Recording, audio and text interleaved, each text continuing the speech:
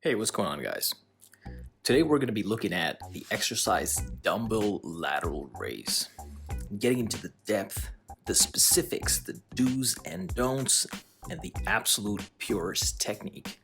I have personally found that this specific exercise has really helped me grow my side delts and giving me an appearance of broader shoulders. When done right, I certainly hope this exercise can benefit you as well.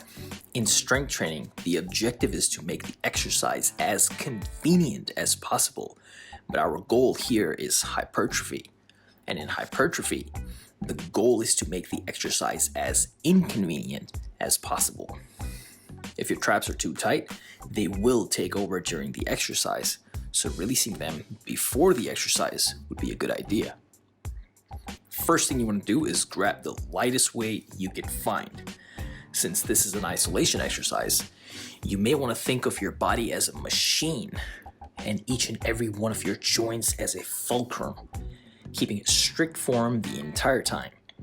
Starting with my feet close to each other, pointed forward, having my knees and hips locked to avoid energy leak, my pelvis tilted forward and my core engaged, providing me a strong base for the movement and not jeopardizing my lower back. Once I'm in that position, I take a deep breath in and depress my shoulder blades and scapula and keep it that way during the entire set. This locks my shoulder joints into my body and prevents from upper traps taking over.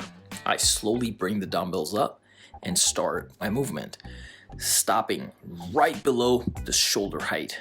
Looking at this exercise from the side, you slightly want to have a bend in your elbows and have the dumbbells in front of your body. In my experience, when I bring the dumbbells exactly onto my sides, the front delts will take over, again, since they are the dominant muscle. I personally find this exercise best responds to a high number of reps, typically between 15 and 25, with lighter weights, and averaging out time under tension for each set between 45 and 60 seconds. I've also noticed over the years that when I squeeze my thumb or index finger against the bar, I would feel this exercise a lot more in my front delt.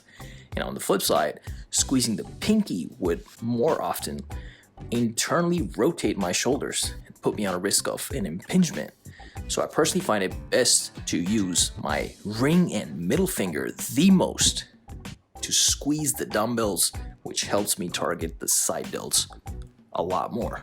Since lateral head is such a small muscle, you need to be very precise when it comes to isolating it, especially since front delts and upper traps are more bigger and dominant muscles, can easily take over. Remember, we're acting as a machine, so strict form is very important.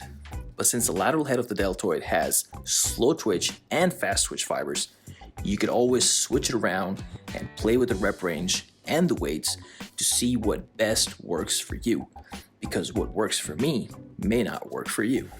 I personally like my side delts to be bigger than my triceps and biceps combined because it gives an appearance of broader shoulders, which is what I prefer for myself.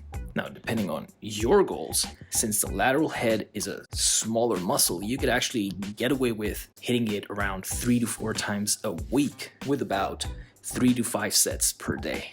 As long as your entire training volume is carefully monitored while making sure you're reaching failure but not fatiguing, neither are you overreaching, while also making sure that you're getting adequate sleep, nutrition, and hydration.